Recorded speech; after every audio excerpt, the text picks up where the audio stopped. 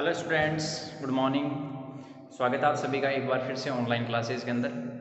तो हमारा ये लेक्चर सेकंड है आपकी बीएससी पार्ट थर्ड का, जिसमें हमारा पेपर चल रहा है solid state physics paper third हमारे सिलेबस के हिसाब से। पिछले लेक्चर में हमने इंट्रोडक्शन पार्ट किया था, सिलेबस डिस्कस किया था और वहाँ पर हमने फोर्स बिटवीन एटम्स भी डिस्कस कर रहे थे। ठीक है, उसी को अगले क्रम में लेके चलेंगे। तो देखिए, फोर्स बिटवीन एटम्स इसको हटा लेते हैं।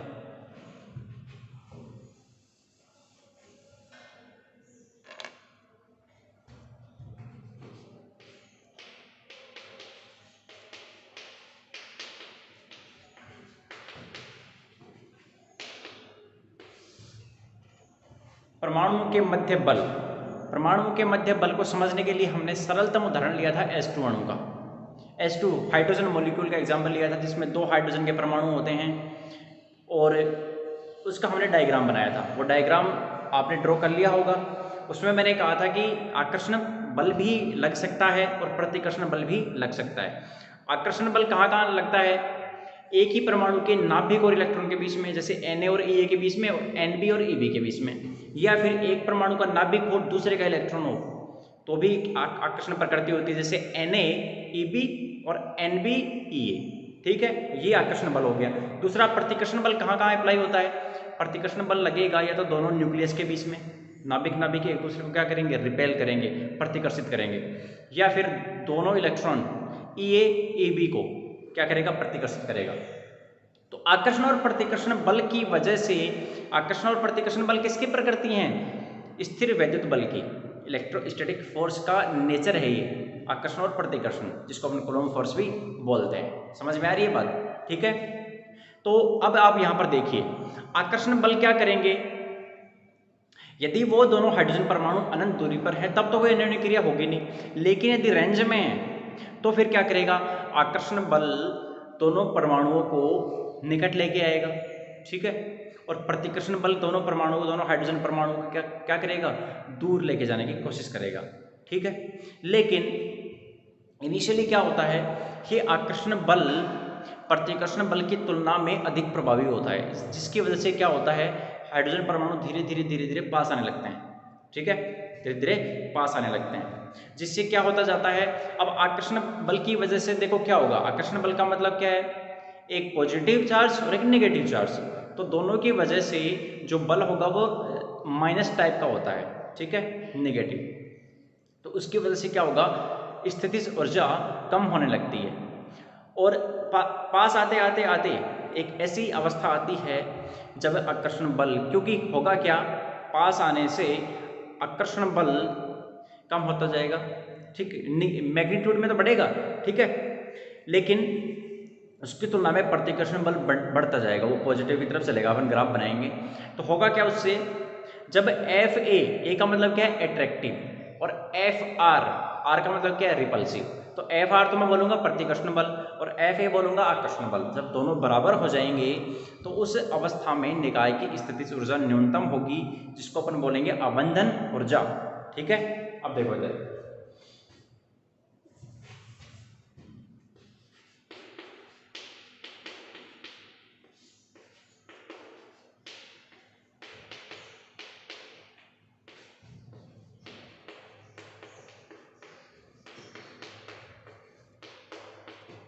मैं वही लैंग्वेज लिख रहा हूं जो कि मैंने अभी तुम्हें समझाई है। दो आकर्षण बल दोनों परमाणुओं को परस्पर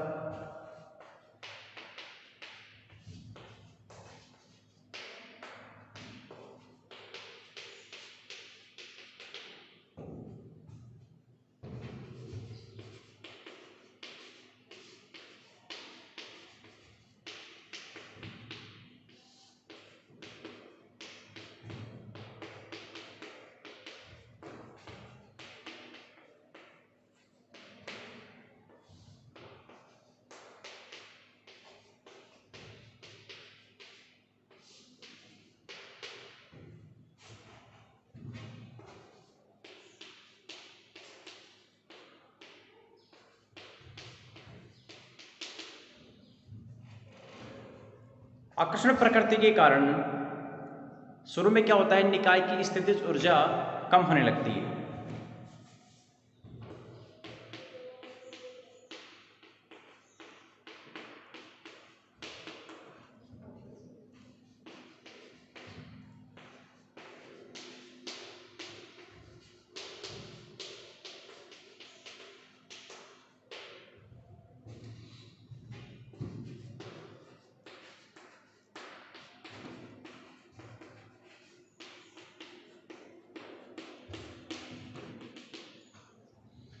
आकर्षण बल ज़्यादा है एज कंपेयर टू प्रतिकर्षण बल, attractive force is greater than as compare to repulsive force.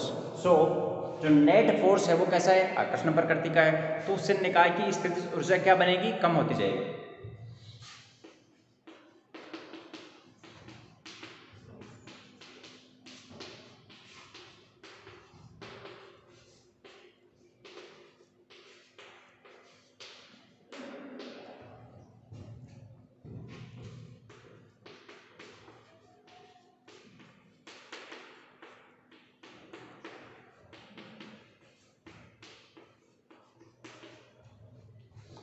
Negative में बढ़ रही है, मतलब और भी कम होता जा रहा है। ठीक है, देखो इसका निकाय की स्थितिज ऊर्जा कम होने लगती है, परंतु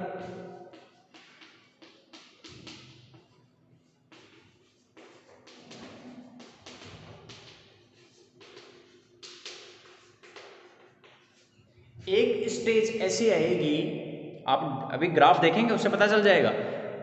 एक अवस्था ऐसी आती है जब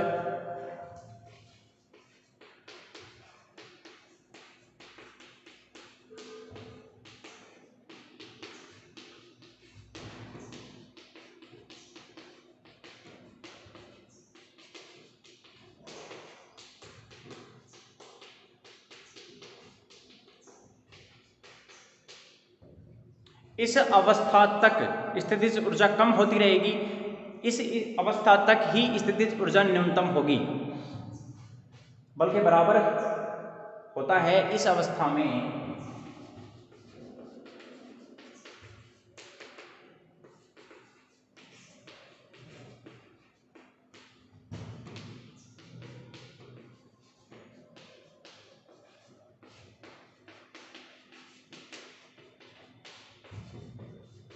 और इस अवस्था को क्या बोलते हैं, साम्य अवस्था, निकाय की साम्य अवस्था।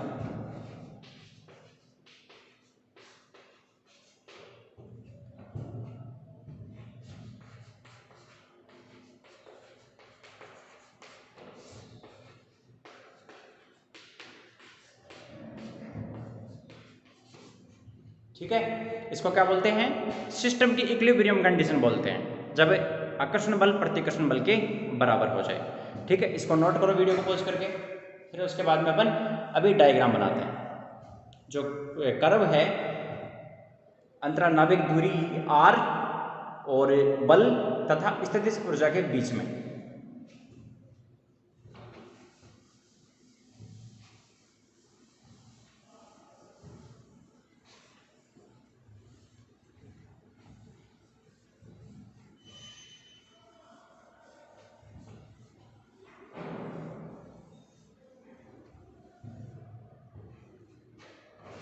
देखिए इधर ध्यान से देखिएगा।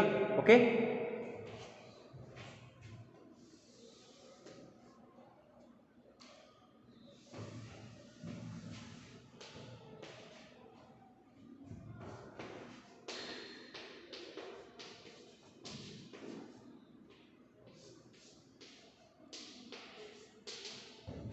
इसको अंतरा परमाणु की दूरी भी बोलते हैं, लेकिन ये कहां से होती है, ये न्यूक्लियस से, दोनों जैसे ये हाइड्रोजन है। ठीक है, इन दोनों के न्यूक्लियस के बीच की दूरी कितनी है, दैट इज r, अंतरा नाभिक दूरी। ठीक है, यहां पर जो मैं सबसे पहले बना रहा हूं वो सबसे पहले बना रहा हूं बल के लिए।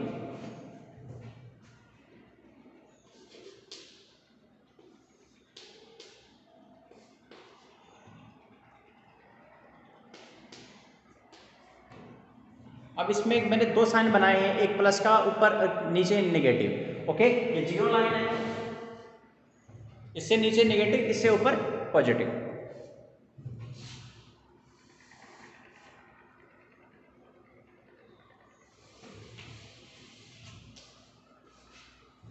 वही क्या है, अंतरानाभिक दूरी। ये किसके लिए है, स्थितिज ऊर्जा के लिए।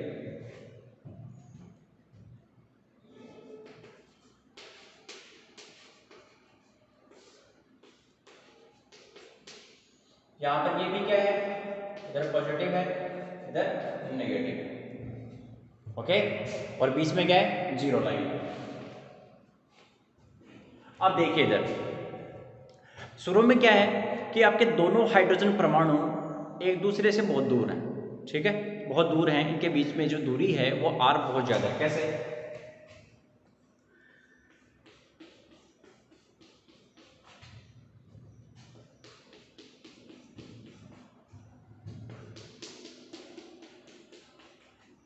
जिस प्रकार से मैंने ड्रॉ किया है वैसे ही ड्रॉ करना है। तीन कंडीशन लेंगे, दोनों हाइड्रोजन परमाणु क्या है, दूर दूर है।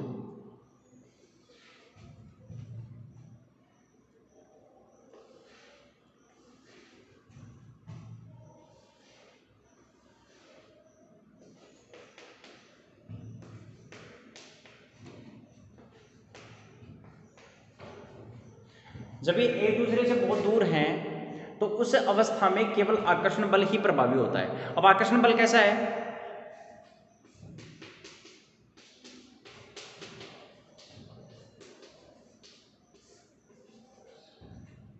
K plus Q minus Q upon R square. Plus Q क्या नहीं, अरे आकर्षण का मतलब क्या होगा, एक तो धनात्मक होगा एक ऋणात्मक होगा, तो फोर्स क्या होगा, minus K Q square upon R square. Minus होगा, कहने का मतलब जब आर पीछे की तरफ आएगा, कम होता जाएगा, तो मैग्नीट्यूड तो बढ़ेगा लेकिन निगेटिव में है मैग्नीट्यूड। समझ में आ रही है बात, किसमें, निगेटिव में। जैसे पहले होगा -10, फिर हो जाएगा -20, फिर -30, फिर -40, मतलब फोर्स कम होता जा रहा है। ठीक है, अब देखो इधर कम होता जा रहा है क्योंकि हम ओवरऑल नेचर देख रहे हैं। समझ में आ रही है बात। जैसे मान लो होता क्या है कि जब आर बहुत बहुत दूर हो, जब हाइड्रोजन परमाणु बहुत दूर हैं, इसका मतलब आर बहुत ज़्यादा होगा। जैसे मान लो कि इनफाइनाइट की बात करें तो वहाँ पर फोर्स क्या होगा, अट्रैक्टिव फोर्स 0। ठीक है, क्योंकि आर जब इनफाइनाइट होगा तो एफ टेंस टू क्या हो जाएगा, 0 होगा। तो वहाँ पर इंटरेक्शन ही नहीं होगा, अन्योन्य क्रिया ही नहीं होगी, इलेक्ट्रोस्टैटिक इंटरेक्शन नहीं होगा वहाँ पर। ठीक है, तो यहाँ से स्टार्ट करेंगे इस प्रकार से। और इसका नेचर कैसा है, 1/r² का। तो ग्राफ कैसा आएगा, इस प्रकार से।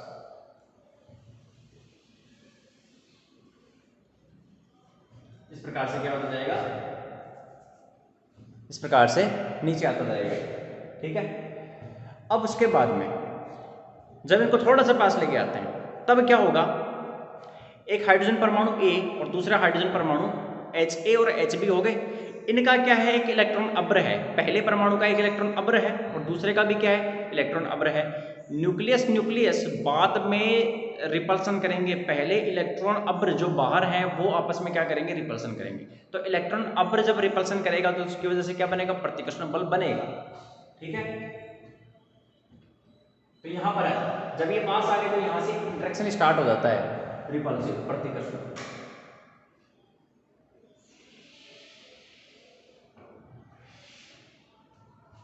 ठीक है, यहाँ से रिपल्सन स्टार्ट हो जाता है, इस प्रकार से ऊपर जाएगा क्योंकि वो क्या है, वो तो पॉजिटिव है ना।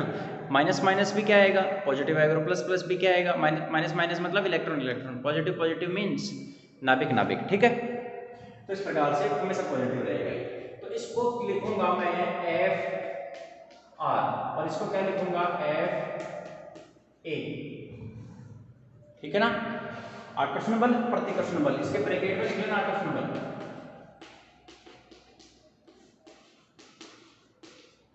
और ये क्या है, प्रतिकर्षण बल।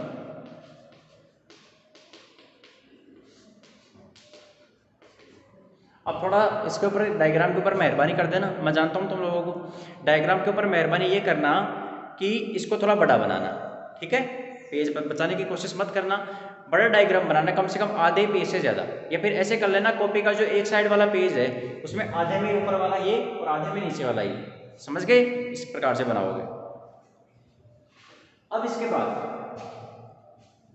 अब यदि मैं ओवरऑल फोर्स देखना चाहूं, ओवरऑल फोर्स देखना चाहें तो वो किस प्रकार से बनेगा।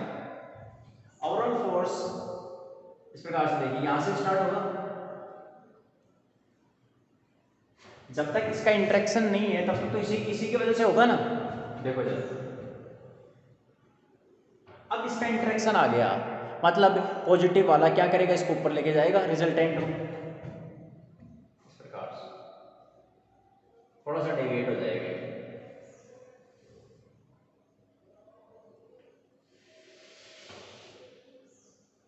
और एक कंडीशन ऐसी आएगी कि दोनों क्या हो जाएंगे, जाके मिल जाएंगे, क्योंकि वहां पर जो रिजल्टेंट होगा वो किसकी वजह से होगा, ओनली प्रतिकर्षण बल की वजह से। ठीक है, आपको इनको टच नहीं करवाना है, इस प्रकार से लेके जाना। ये क्या है, एफ टोटल। एफ क्या है, टोटल है, एफ टोटल। ठीक है, इस प्रकार से बनाना भाई, अच्छे से बनाना। अब देखो, सबसे पहले आकर्षण बल है तो उसकी वजह से ही स्थितिज ऊर्जा बनेगी, और मैंने कहा था कि आकर्षण की वजह से स्थितिज ऊर्जा क्या होती जाती है, कम होती जाती है। तो इस प्रकार से क्या होगा, यहाँ पर पोटेंशियल एनर्जी इस प्रकार से है, इस प्रकार से।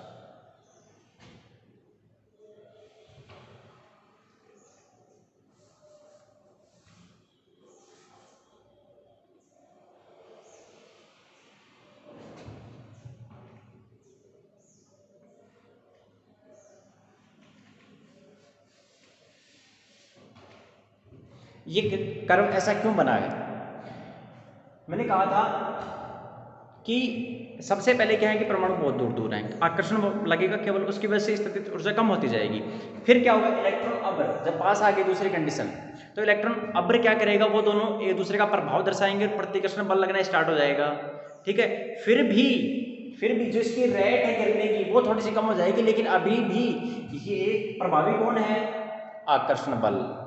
ठीक है, कहाँ जाके देखो, पहले क्या था, पहले था आकर्षण बल, ठीक है, प्रतिकर्षण नहीं था, इसका मतलब ये नीचे गिरना स्टार्ट है। फिर प्रतिकर्षण थोड़ा सा, लेकिन आकर्षण मजबूत है ना, मतलब स्थितिज ऊर्जा को नीचे लेके जाएगा। हाँ, उसकी नीचे जाने की जो दर है वो कम हो गई है, क्यों, क्योंकि पॉजिटिव भी आ गया। अब जब तक पॉजिटिव नेगेटिव के बराबर नहीं हो जाएगा तब तक तो वो लगातार गिरता ही रहेगा ना, तब तक तो स्थितिज ऊर्जा कम ही होती रहेगी, पोटेंशियल एनर्जी। इसलिए देखो ये लगातार यू जो है इसको कैपिटल यू से भी डिनोट करना, ठीक है, कैपिटल यू। यहां पर जाके जब एफ ए इस पॉइंट पर क्या कंडीशन है कि यहां पर एफ ए एफ आर के बराबर है, एफ ए बराबर एफ आर, इस पॉइंट को ड्रॉ करना, आप दर्शाना यहां पर। ठीक है, अब इस बिंदु पर आकर्षण प्रतिकर्षण बल बराबर है, वहां तक न्यूनतम स्थितिज ऊर्जा होगी। इसके बाद में अब पॉजिटिव ने डोमिनेट करना स्टार्ट कर दिया, अब पॉजिटिव ज्यादा प्रभावी है किसके रेस्पेक्ट में, नेगेटिव के। रिपल्सन बल ज्यादा है, एट्रैक्टिव बल कम है। ठीक है, अब स्थितिज ऊर्जा धनात्मक होती जाएगी। ठीक है, तो ये जो स्थितिज ऊर्जा कहलाती है इसको बोलते हैं यू नॉट। क्या बोलते हैं इसको, न्यूनतम स्थितिज ऊर्जा कहते हैं। न्यूनतम स्थितिज ऊर्जा, इसको मैं बाद में बोलूंगा, हाइड्रोजन के लिए ही है, आबंधन ऊर्जा भी कहलाती है। ठीक है, चलो, और 435.8 किलो जूल होती है हाइड्रोजन के लिए। ओके, और ये जो दूरी है, ये वाली दूरी R not, this is R not, this is, ये जो डिस्टेंस है ये क्या है, दिस इज आर नॉट। ये है क्या है, यह न्यूनतम दूरी है ना, वो न्यूनतम दूरी जहां पर आकर्षण और प्रतिकर्षण बल बराबर है, इसको क्या बोलते हैं, आबंधन दूरी। अब यही लिखेंगे, पहले इसको नोट करो, इसमें गलती मत करना, आराम से बना लेना इसको। ठीक है, चलते हैं आगे।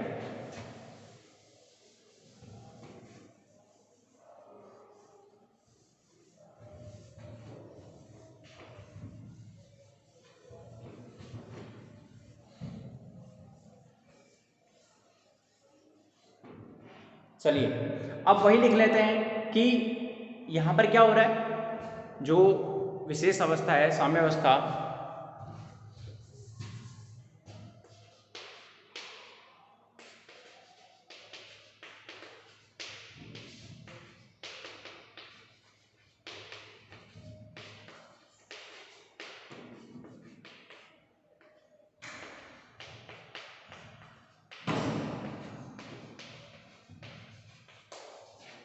इसको बॉन्ड लेंथ या फिर आबंधन लंबाई कहते हैं।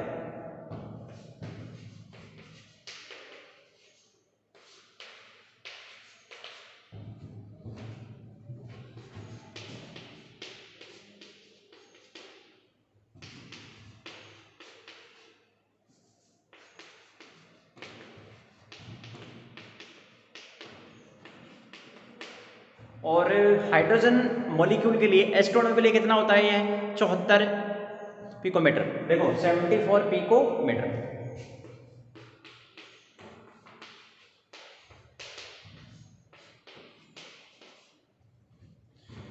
पिको मीन्स 10⁻⁴, देखो नैनो -9 होता है, पिको होता है -12 है, ठीक है। तो 74 गुणा 10⁻⁻12 मीटर इतनी होती है। और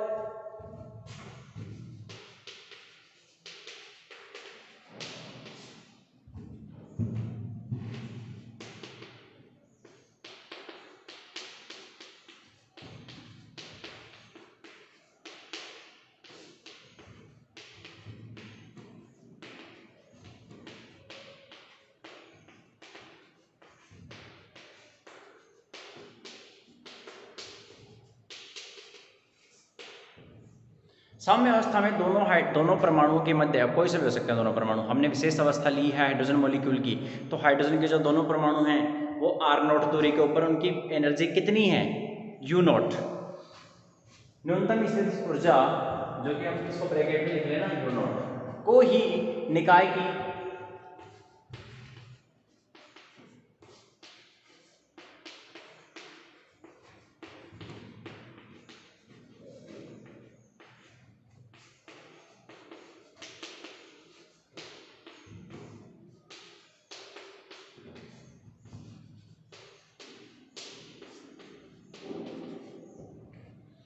ठीक है। और यह H2 अणु के लिए कितनी होती है?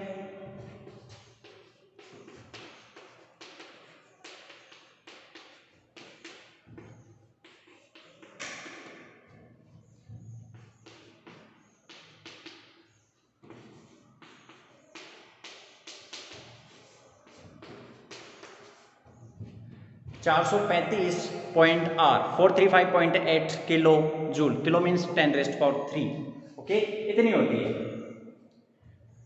ये इसकी क्या है? आबंधन ऊर्जा है, बॉन्ड एनर्जी है। समझ में आ रही है बात? ठीक है, तो हमने ये बना लिया है, ड्रॉ कर लिया है। ये परमाणुओं के मध्य बल है, और यह बल की प्रकृति कैसी है? स्थिर वैद्युत बल, इलेक्ट्रोस्टैटिक फोर्स। ओके, याद रखेंगे सभी। अब इसको नोट कर लेना। इसके बाद में अभी अपन चलते हैं, अपना जो नेक्स्ट टॉपिक है वो है क्रिस्टल आबंधन, ठीक है, क्रिस्टल बॉन्डिंग।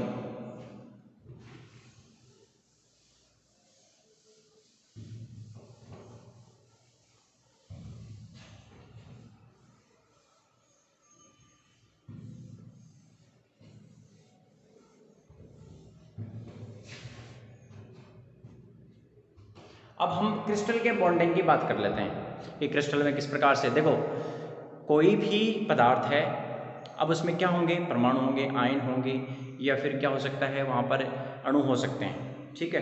अब उसके अंदर जो भी बल है उसकी प्रकृति कैसी है, या फिर इलेक्ट्रॉन, परमाणु में इलेक्ट्रॉन का अभिविन्यास कैसा है, उसके ऊपर क्रिस्टल की संरचना डिपेंड करती है, ठीक है। और जो स्थिर वैद्युत बल है उसके कारण कोई भी ठोस पदार्थ है उसके क्रिस्टल का निर्माण होता है। समझ में आ रही है बात? तो सबसे पहले जो यहाँ पर आबंधन बनता है, जो बॉन्डिंग बनती है, वो कितने प्रकार का होता है? ठीक है, वो 5 प्रकार का होता है। जो बंध बनते हैं वो कितने प्रकार के हैं? 5 प्रकार के, ठीक है। आयनिक, सहसंयोजक, धात्विक, वंडरवाल एंड हाइड्रोजन। आपने नाम सुने होंगे, केमिस्ट्री में पढ़ते होंगे आप, आयनिक आबंध, सहसंयोजक आबंध, तीसरा जो अपना है, तीसरा धात्विक आबंध, ठीक है, चौथा है वंडरवाल, और 5वां हाइड्रोजन, ठीक है। लेकिन उससे पहले क्या है, एक टर्म आएगी ससंजक ऊर्जा या फिर आबंध ऊर्जा, कोहेसिव एनर्जी, ठीक है, उसको समझेंगे। देखो ससंजक ऊर्जा क्या होगी? क्रिस्टल को उसके घटक हैं परमाणु, स्वतंत्र परमाणु, उनमें पृथक करने के लिए, क्योंकि क्रिस्टल बनता किससे है? जैसे NaCl क्रिस्टल की बात करते हैं, NaCl क्रिस्टल बनेगा किससे? पहले सोडियम आयन बनेगा पॉजिटिव आयन, और क्लोरीन नेगेटिव आयन बनेगा। उसके बाद में दोनों आयन एक संरचना बनाते हैं, ठीक है, जिसका नाम क्या है? NaCl crystal. ओके, तो मैं कह रहा हूं कि क्रिस्टल स्वतंत्र परमाणुओं से बनता है। तो क्रिस्टल को स्वतंत्र परमाणुओं में अलग अलग, यदि अनंत दूरी तक हम कितना तोड़ सकते हैं, उसके लिए मुझे कितनी एनर्जी चाहिए? वो एनर्जी क्या कहलाती है? कोहेसिव एनर्जी या ससंजक ऊर्जा कहलाती है। ठीक है, चलो तो लिखते हैं, लिखने स्टार्ट करो।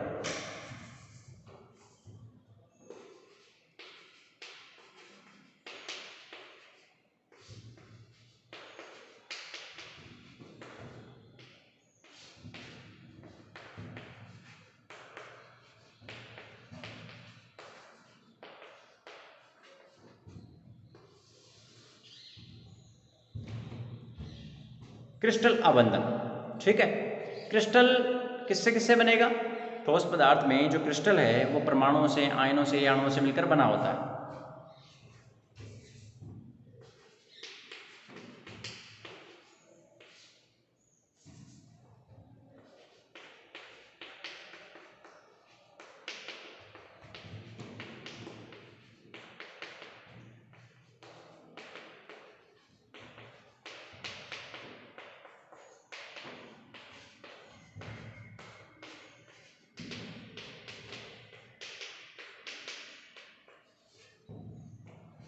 ठीक है, अब क्रिस्टल की जो संरचना होगी वो किसके ऊपर डिपेंड करेगी? वो डिपेंड करेगी कि जो बल है उसका नेचर कैसा है, बल की प्रकृति। ठीक है, और परमाणु के इलेक्ट्रॉनिक अभिविन्यास पर।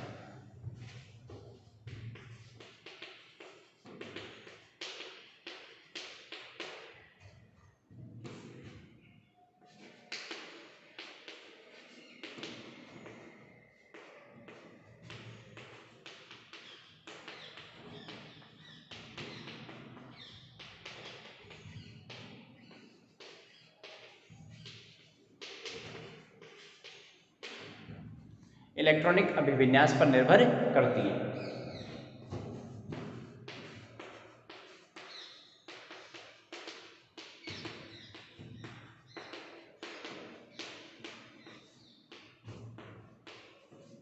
ओके, यहां तक क्लियर है कि इलेक्ट्रॉनिक अभिविन्यास पर निर्भर करती है और बल की प्रकृति कैसी है। ठीक है, बल कैसा है, उसका बंध कैसा है, उस प्रकार से डिपेंड करता है। अब देखो आगे, जो यहां पर मैं कह रहा हूं कि क्रिस्टल है, ठोस पदार्थ का क्रिस्टल बनता कैसे है? तो ठोस पदार्थ का क्रिस्टल बनाने के लिए सबसे पहले क्या करना पड़ेगा? हमें बल की प्रकृति समझनी पड़ेगी कि कितने प्रकार के बंध हो सकते हैं। ठीक है,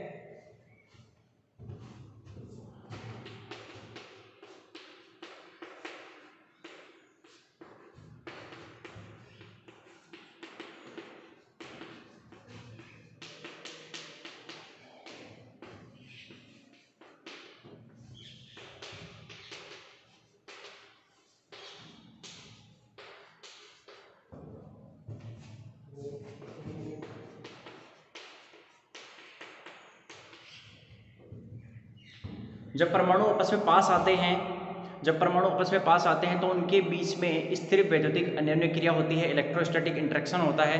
और अन्योन्य क्रिया किस प्रकार से हो रही है, वो अन्योन्य क्रिया किस प्रकार की होती है, उसके आधार पर बंध बनता है। और बंध से क्या होता है? ठोस पदार्थ की क्रिस्टल का निर्माण होता है।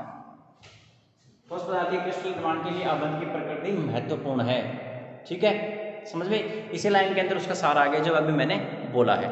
अब देखो ससंजक ऊर्जा क्या होगी। ठीक है, क्रिस्टल पदार्थ की ससंजक ऊर्जा, या फिर देखो इसको इंग्लिश में क्या बोलते हैं? कोहेसिव एनर्जी बोलते हैं। कोहेसिव एनर्जी, ससंजक ऊर्जा।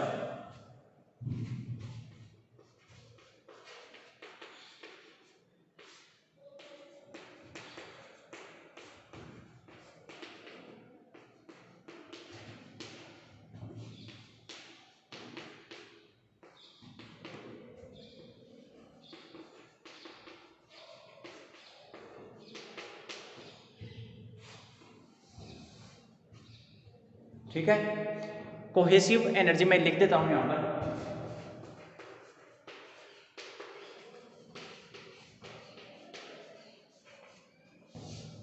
कोहेसिव एनर्जी और बॉन्डिंग एनर्जी। ओके, ये मैं डेफिनेशन तो मैंने समझा दी है कि किसी भी क्रिस्टल को उसके घटक स्वतंत्र परमाणुओं में अनंत तक पृथक करने के लिए आवश्यक ऊर्जा क्या कहलाती है? ससंजक ऊर्जा कहलाती है। ठीक है, नेक्स्ट लेक्चर से स्टार्ट करेंगे, इसको पढ़ेंगे, वहां पर ससंजक ऊर्जा पढ़ेंगे। ठीक है, और फिर बंध की प्रकृति कितनी है? 5 बंध। जिनमें से सबसे पहले लेंगे आयनिक आबंध, आयनिक बॉन्ड, और उसमें देखेंगे कि उसके अंदर एक तो आयनन ऊर्जा आएगी, एक आएगी इलेक्ट्रॉन बंधुता। ठीक है, वो सब डिटेल से पढ़ेंगे। तब तक के लिए पढ़ते रहिए, इसको रिवाइज करना। Okay, thank you very much.